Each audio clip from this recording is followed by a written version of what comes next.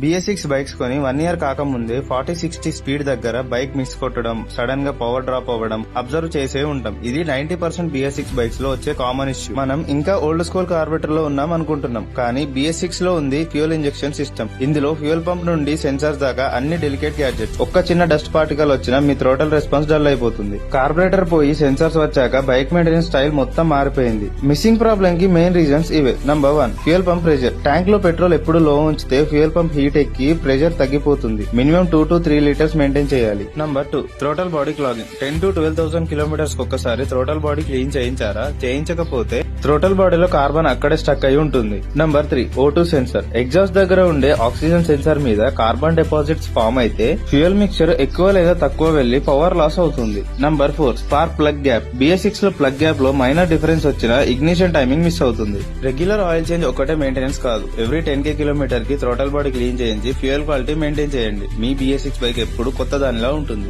ఇదంతా ఎందుకంటే BS4 bikes కంటే BS6 బైక్స్ లో సెన్సార్స్ వల్ల చాలా మంది ఈ పవర్ మిస్సింగ్ ఇష్యూ కామన్ గా ఫేస్ చేస్తున్నారు. సో నేను చెప్పిన ఈ పాయింట్స్ మేజర్ రోల్ ప్లే చేస్తాయి. So don't ignore them.